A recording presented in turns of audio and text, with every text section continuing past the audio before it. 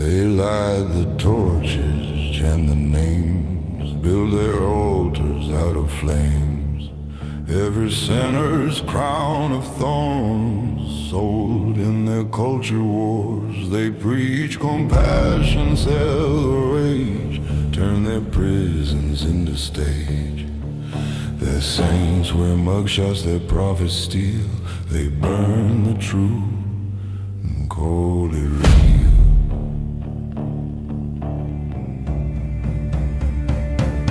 Oh, their martyrs are monsters, born of lies and pride. They cry for mercy while the innocent die. Oh, their martyrs are monsters, built from their sins.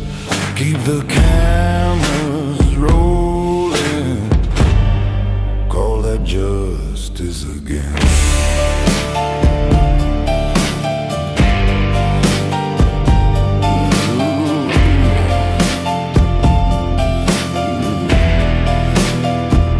They sanctify the broken glass, bleeding hands, the riot mass. Names carved deep in city streets, halos hung on their deceit. They preach forgiveness, never peace, feed the mob, they never cease.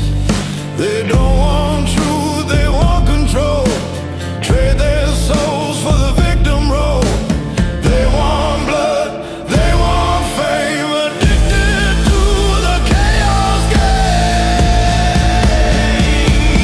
Oh, their martyrs are monsters, virtue wrapped in vice.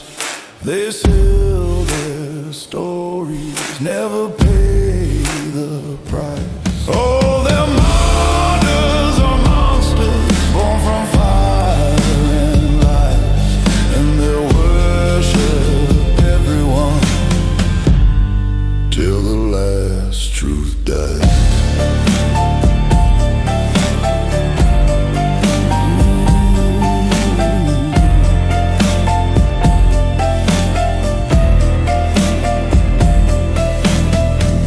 They build their temples on broken backs, preach forgiveness while lighting a match. They want a savior, look inside. All their martyrs were monsters before the day they died.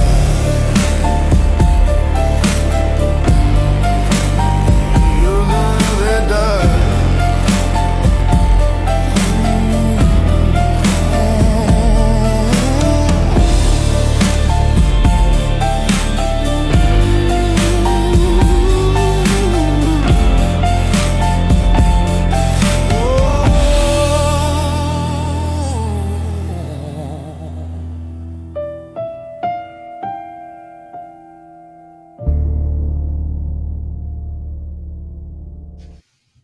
All right, good morning, everybody. So I'm running a little bit behind this morning because I was arguing with ChatGPT, plain and simple. I was exploring some particular vectors for the show this morning, and the chat started hallucinating, and I had to sort that shit out. So this show is going to be very different than what I had initially planned. Well, not very different. We're going to start with the story. Right. And the basic story is a black man was just acquitted of attempting to murder a white man. And his defense was he called me the N-word. That literally his defense. Right. And when I say that was literally his defense, let's dig into it. And I apologize for this ugly article because I'm using the archive and it's not letting me pull my reader mode. So we got to look at it in the worst way possible, which is black on glaring white. So here we go. Portland man acquitted after stabbing white man who used racial slur against him. Gary Edwards was acquitted after a jury heard Gregory Howard Jr. use the slur on police body camera footage. Now that's some really, really interesting framing there. Gary Edwards was acquitted. And I want to be clear, this article comes from Black Enterprise, right? I'm using this article to start on purpose because it is very carefully framing things to make it look like this is somehow reasonable justification, right? And I'm gonna take you through it so that you can clearly understand that that's just psychotic. A racial slur by a white man was the catalyst for a Portland jury to acquit a black man, Gary Edwards, of assault charges after he stabbed a white man who uttered the N-word during the incident. That's interesting. They don't make the claim that he said it before or after the incident. They don't say that he said it before, right? Pitt Denny is even asking the question, did he call him an N-word before or after the attack?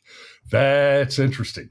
According to Oregon Live, Edwards, who was charged with second-degree assault for stabbing Gregory Howard Jr., will not be going to jail once a jury saw a video of the assault and also heard Howard say the offensive word on police camera video, although he denied saying it. The incident occurred earlier this year during the morning hours of July 7th near a public transportation station. Edwards faced a sentence of 5 years and 10 months in state prison. Edwards did admit to stabbing Howard in self-defense, but it was based on his aggressiveness towards him and calling him the N-word upon approaching him. Here's the thing. There is no evidence that, okay, I've got the two names back mixed up now. Edwards is the attacker. Okay, it says Howard denies using the racial slur. No, Howard denies using the racial slur before the attack. Howard, in fact, claims that he did use the racial slur after the attack. And, all's fair. Let me say, if you run up and stab me on the street, I might just call you a nigger myself. Because you stabbed me. That might be fair. Now, I believe that is the first time I've ever let that word slip out of my mouth on air while we were not behind the paywall. And it is not a word that I make a habit of using. I don't actually make a habit of using racial slurs. I have a pretty low opinion of people of all different colors. But we're going to talk about that word a bit this morning and the taboo, because there's a whole black fatigue thing going on right now. There was another video that I almost did the show on this morning. This white girl has just been fired from a Cinnabon because she dropped some N-bombs on some Somalis. And there's a viral video going around of her shouting that word at them, right? But apparently, the viral video you see is an edited version where they cut off what the Somalis were saying right before she said the N-word. And even that bit, even when you get the whole video and you see what they were saying to her, they were calling her ugly and saying that she was dressed sexually and showing off her body. I'm not going to bother pulling the clip up here. I can just tell you, she's wearing like a sweatshirt and an apron. Right? It's pretty clear that what happened is they started off by approaching the Cinnabon and berating this white American girl for not wearing a hijab. And you know what? Fair play.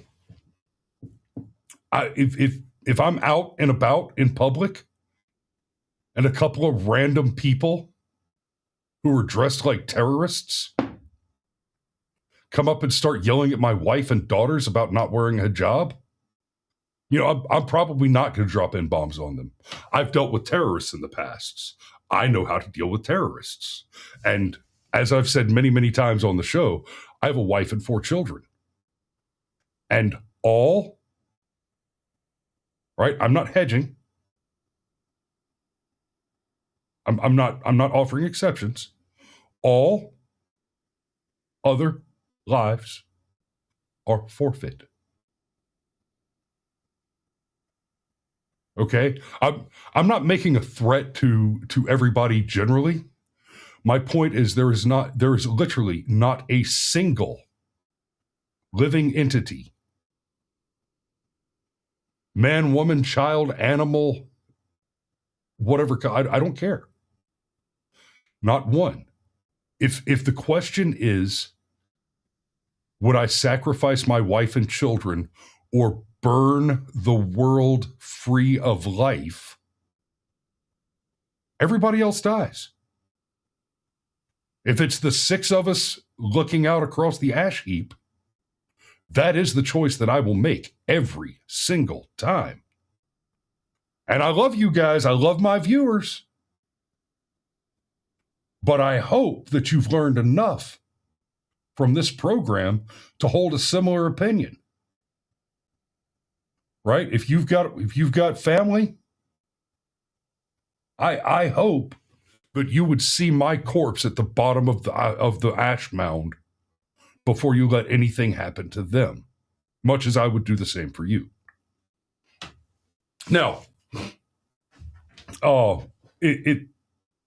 just to take that a little bit further, I extended that in circles. Absolutely. I have an extended family, right? The wife and the kids are safe, and a cousin, right? My parents, right? Aunts and uncles. And any threat there, yeah, I'll burn the rest of the world. Burn them down.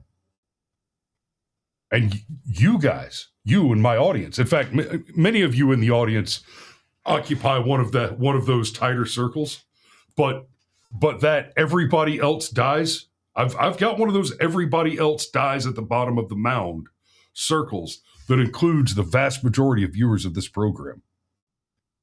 Cam and Mario, yes, they're absolutely in one of the smallest of those circles, Aaron. Cam and Mario are in one of those circles where they could call me to dispose of a body and I wouldn't ask any questions. I would expect dinner.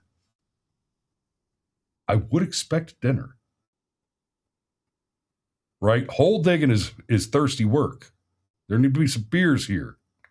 And I want to hear the story, but I won't push. and hey, truth be told, Aaron, you are rapidly moving into one of those circles. I can't wait to see you next month. That's gonna be an interesting get together. It's either next month or February. We'll see how we sort that out. Pitt Danny says at a sharp saw. I gave up on that kind of butchery, Danny. I've got a tractor now. I could just dig a bigger hole. So let's pop over to this story, which is from not an explicitly pro-black paper. Portland black man cleared of stabbing white man by jury. Okay, let me pop back real quick and just remind you of the headline here. Portland man acquitted after stabbing white man who used racial slur against him. Right? They even tried to launder the race of the attacker out of it. Portland black man cleared of stabbing white man by jury because victim said the N-word after the attack. A black man has been cleared of stabbing a white man by a jury because his alleged victim said the N-word after being attacked. He admitted to stabbing Gregory Howard Jr., also 43, but claimed it was in self-defense after the victim used racial slurs the moment they encountered each other. Howard Jr. maintained he only used the N-word after being stabbed. And to be clear, the only evidence to his use of the N-word is the police video that shows him using it after he had been stabbed.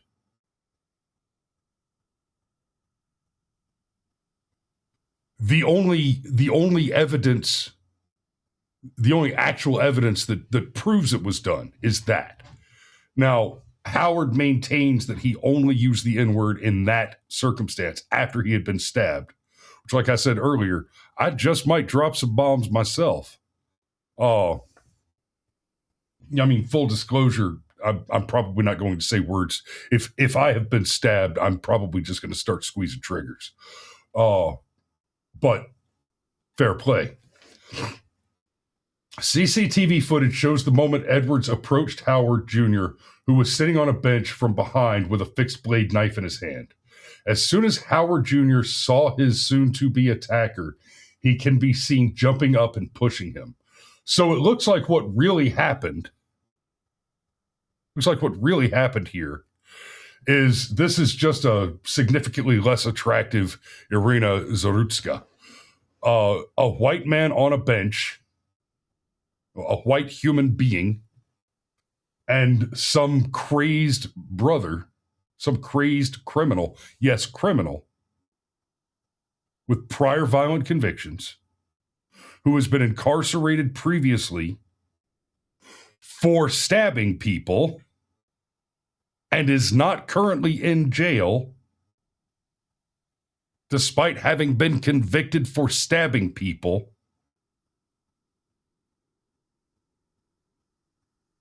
came to stab a guy.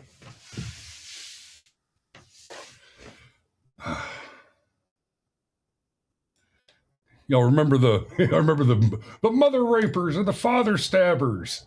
You can get anything you want at Alice's restaurant. So this, the claim of the criminal is that he stabbed the guy because the guy called him the N-word. And like I said, the only evidence to that is his claim that the guy used the N-word before the stabbing. The evidence that is available is a CCTV camera that shows the black man approaching the white man from behind and then stabbing him.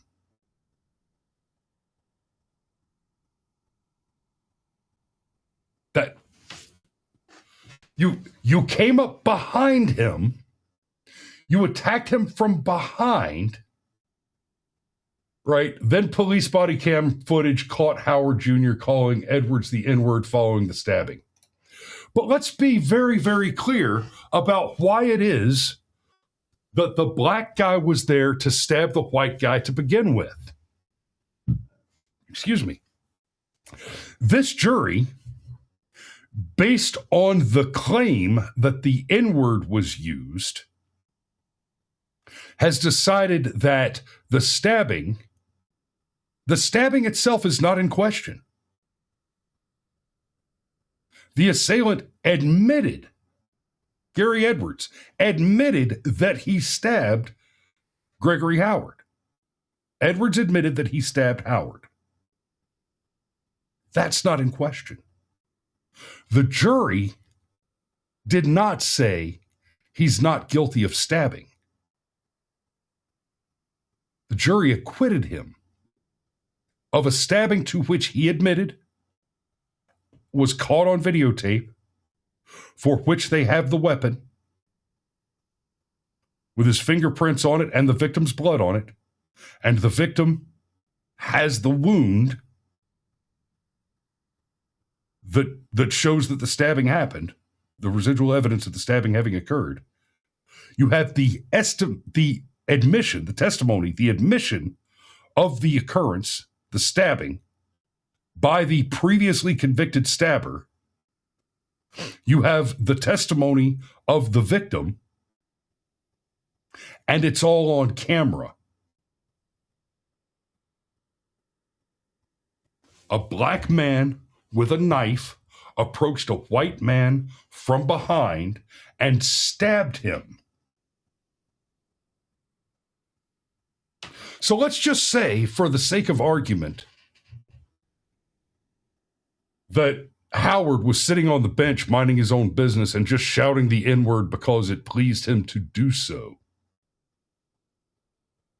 Right? Let's just grant for a moment, as a hypothetical, that Howard used the N-word before he was stabbed. Right? I want you guys to think about this very seriously. What this jury has just not only done, but breathed into precedent on which law and cases will be determined in the future, that the use of the N-word, and by extension, any racial slur, and let's be very clear about this, unless that racial slur happens to target a white person, right? This category does not include honky, cracker, what have you. But the use of a racial slur is sufficiently equal to violence that it justifies up to and including lethal force in self-defense from the mere hearing of its utterance.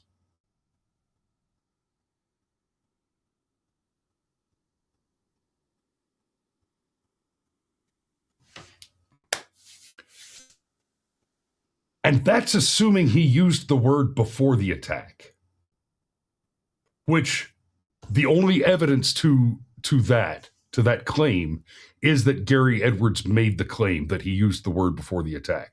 All of the evidence that exists suggests that he used the word, that Howard used the word after the attack.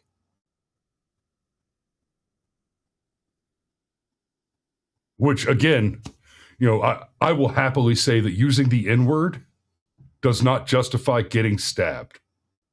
But getting stabbed justifies using the N-word. Is that unreasonable? So here's where I got stuck down a rabbit hole, and I'm gonna dig on this a little bit with you guys.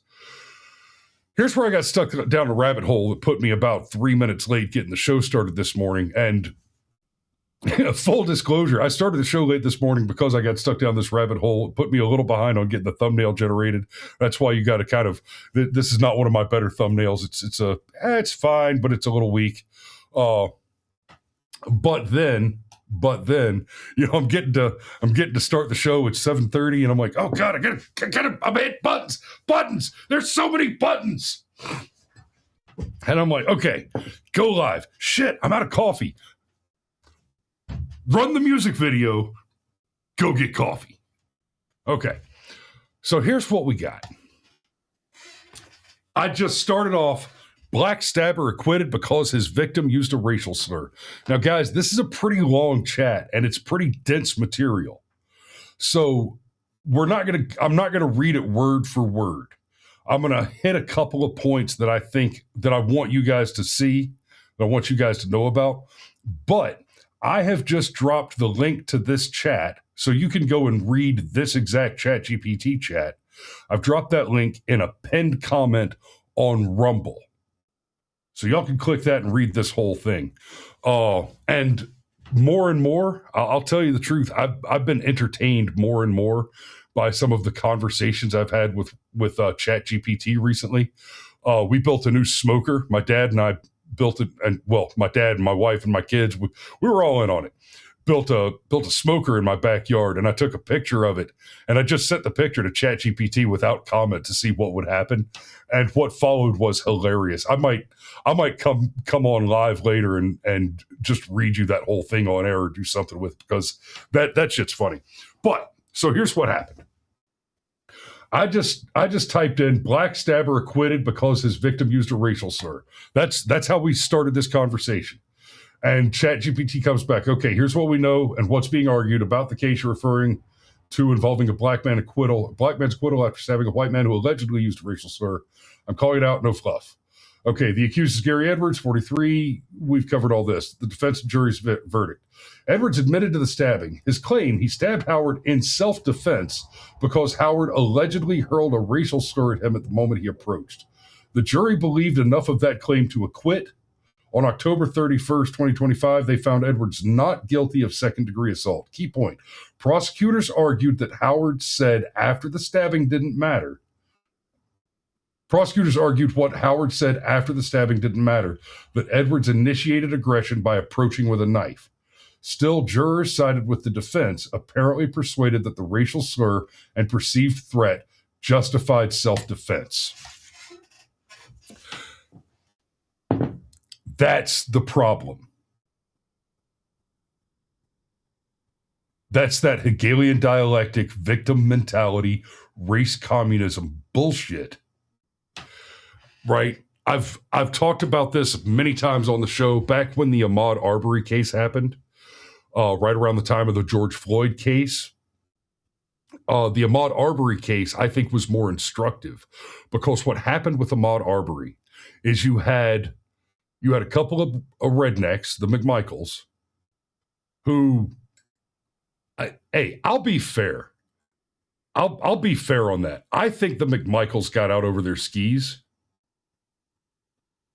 I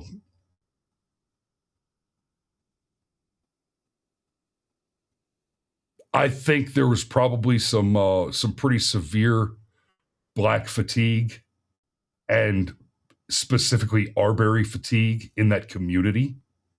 The McMichaels were both connected to law enforcement. I forget neither of them was actually a cop at the time. They were both they both had some job that was indirectly connected to law enforcement. They knew about Arbery because of his repeat offenses, his violent criminal history, and his MO of robbing houses, dressing as a jogger, casing neighborhoods, and then robbing houses. They knew all that. And yeah, and the guy that recorded it all, he didn't deserve to get whatever the McMichaels got, because he literally just ran the camera. But frankly, he deserves to suffer for being stupid and running the camera. Okay, that was retarded. But damn, I kind of lost my train of thought. Oh, back then. So what happened in that case? That was actually a kind of an imperfect, but pretty much an obvious case of self-defense. Because even if the McMichaels were out over their skis, when Arbery was killed, what happened is Arbery charged at them, attacked armed men, grabbed the shotgun that Travis McMichael was holding, and tried to fight the shotgun away from Travis McMichaels. Right? It's not entirely clear that Travis intentionally pulled the trigger. As far as I know, he never said that he intentionally pulled the trigger. Right? Arbery came up and grabbed the shotgun and tried to snatch it away from him. It could very well be the case that it is entirely Arbery's own fault that he was shot. But that's not even the question that the case rested on. Prosecutor after prosecutor after prosecutor looked at the facts of the case and said, this is obviously self-defense. Because Arbery turned around, the McMichaels believed that Arbery was fleeing the scene of a felony, which means that they had probable cause to initiate a citizen's arrest under Georgia law at the time, which has been changed since then, precisely because our feckless coward government wants to protect criminals of Arbery's ilk. But then the prosecutor after prosecutor after prosecutor that looked at the facts and said, this is clear-cut self-defense, were harassed and terrorized by BLM rioters and activists until they recused themselves. And the next prosecutor would take it up and say, oh, no, clear-cut self-defense. And they went through a half a dozen prosecutors until they found one black female prosecutor whose jurisdiction was like 150 miles the other side of the state, who came in and said, yeah, I'd love to hang me some white boys. Right? She's a member of the notorious black leftist sorority. What are they called? AKA Alpha Kappa Alpha, I think it is. Who, this is a freaking college sorority that is all black, and these women go and they do marches and they gather in the rotunda at the Capitol building, the state capitol, and lobby for black interests and feminism and all that other sex and race communism trash. So, of course, she was thrilled to go and get her a couple of white boy scalps. But at the time, I said, and I believed at the time that I was speaking hyperbolically, that the objective of the left, of the Democrat, is to create an environment in which if you are not white, then you are above the law. Anything that we would consider to be a crime, you are immune from prosecution for conducting that activity. And if you are white, any action you attempt, especially any action you attempt in your own self-defense, will be warped to be categorized as a crime. I explained this idea back then. We're talking 5 years ago now. And I meant it then, as I've said many times since then, to be very hyperbolic, right? At the time, what I thought I was doing was speaking hyperbolically in order to make the point that that's a road we could go down. That is a slippery slope that we could find ourselves sliding along if we're not very careful about what's happening here. And many times since then, we have seen story after story after story that tells us, oh, in fact, I was more correct than I thought I was, than I feared I would be when I said that 5 years ago. Right? Now, we are seeing some things like the Cinnabon girl that lost her shit, started screaming the N-word at a bunch of Somalis who were harassing her about not wearing a hijab, which, by the way, don't wear a hijab. I mean, I don't particularly care if you want to, but you're probably not going to find yourself in my orbit that way. And then, so I went on with ChatGPT. Let's see, I can go a few more minutes here. So I went on with ChatGPT to correct the record on some of the way that she framed this. I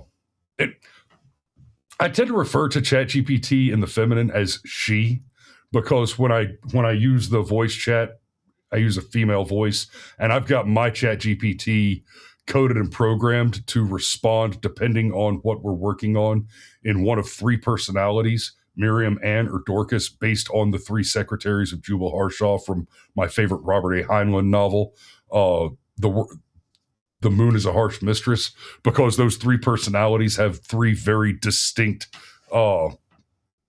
roles, right? One helps me with philosophical stuff, one helps me with analytical stuff, right? That kind of stuff. So I pointed out, Howard initially denied using a slur before being stabbed, but body camera footage from police arriving at the scene captured Howard using the N-word during the encounter. That's how it's framed. Your choice of language here is interesting. During the encounter does not suggest that he used the word before he was stabbed. This is framing meant to misguide people and doesn't explicitly make the claim that the word was used before the stabbing, and goes further to suggest that the use of the word alone justifies the victim being stabbed. No, Dad, I don't refer to ChatGPT as female because she's usually wrong. That would be an extraordinarily unfair claim. ChatGPT is wrong significantly less often than women. So she says, you're absolutely right to call that out. And thank you for doing it cleanly and precisely. Let's get through it. You caught a real framing sleight of hand. The phrase during the encounter is doing dishonest work and intentionally collapses time. Does not state that the slur was used before the stabbing. It quietly relies on readers assuming causality that is not established by the evidence. That's not neutral reporting. That's narrative laundering. Correct. Narrative laundering. Yes, Cade, that is from Stranger to Strangeland. You're right. You're right. I said Moon is a Harsh Mistress. It's Stranger to Strangeland, and I apologize for that. Thank you for checking me on that. But for clarification, you should all absolutely read Moon is a Harsh Mistress. And Stranger to Strangeland. And James Lowry says that I've just initiated a kitchen strike. You know what, Dad? That's cool. We've got the new smoker here. You know, you're welcome to drop by anytime and tell Mom when she's done being mad at you for tricking me into making fun of her. I'll be happy to come back for Christmas dinner. 2027. The more accurate language would have been body camera footage captured Howard using the slur after police arrived following the stabbing. This distinction matters a lot legally and morally. The timeline problem, the crux of the case, what we actually have is this. Howard denied using a slur before the stabbing. Body cam used the slur after the stabbing. There is no verifiable evidence that the slur was used prior to the attack. Yet reporting frequently implies it because implication does the work facts can't. Right? Well, I went on with this, and at one point, I actually had to argue with ChatGPT about... This is the second time I've run into this. ChatGPT tried to convince me that my assertion... I was making a claim about the left being violent, and I mentioned Charlie Kirk being assassinated, being murdered. And ChatGPT said, well, hold on now. Charlie Kirk is very much alive as of December 2025. I'm sorry, what now? Oh, and I'm over the hour too far to go into that in detail. I may have to pull that one up and show you guys those clips sometime later. Because wow. Now, I don't know if that is a trick if that's because ChatGPT is trying to operate on already cached data, or if there has been some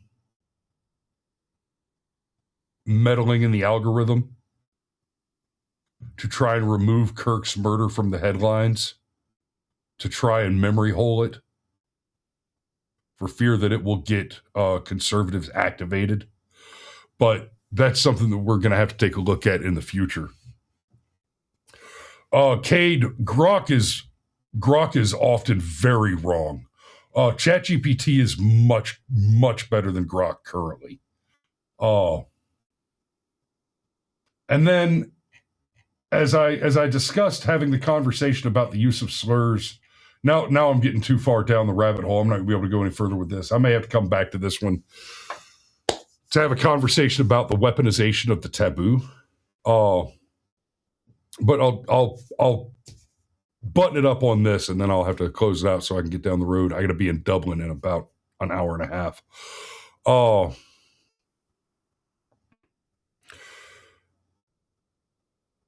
This criminal being acquitted by this jury based on the claim that the use of the N-word justifies and God, let me back up just a little bit. I didn't even touch on this. He was being charged with aggravated assault.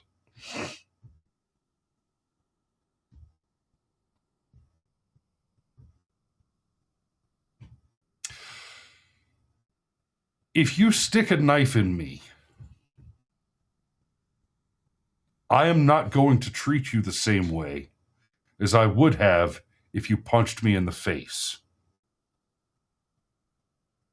If you punch me in the face, I will punch you back. Now, there's actually a fair chance that a person doesn't survive that. But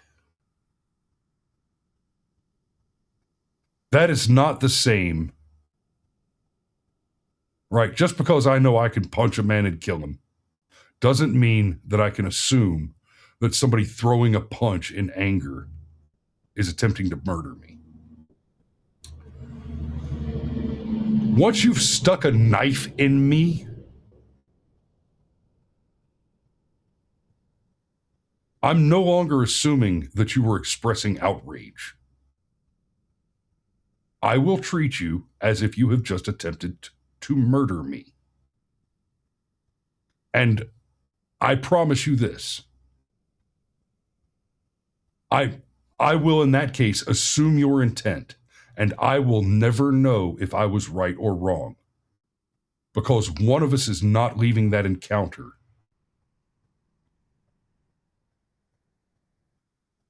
So, Sergeant Major says some states don't have attempted murder. They use aggravated assault for all attacks. Okay, fair play. Okay, that's a fair point. That's a fair point, and I may have overlooked that. Oh, and this was in Portland. Yeah, so yeah, but anyway, to argue that using the N-word justifies that is taboo being weaponized against white people. You will be shouted down, videotaped, made viral, fired from your job, canceled from culture if you're a white person who utters a racial slur. Right? If they could find a link to the Blink camera in your man cave and catch you shouting it at a football game in the privacy of your own home, please believe they will take that and go viral and ruin you as far as they can make it happen. On the other hand, if you are not white and you start, or even if you are white, right, basically anybody, if you start lobbing slurs like cracker, honky, etc., you start, or say all white men are terrorists, right, or all white people are evil colonizers, etc. Not only is this permissible, it is a shibboleth of moral virtue. It is a signal to the other communists that you are morally good. The taboo of racial laundering. It is perfectly legitimate and even a moral preference to blood libel white people. And a good way to get yourself a nice job. And that's where we are today. So keep that in mind before you start extending that hand. Oh, it's not safe out there. And on that dour note, I guess I'm going to run the outro and bid you guys a farewell. We love you. Thanks for watching today, guys. I promise it's going to get better. We will see you tomorrow.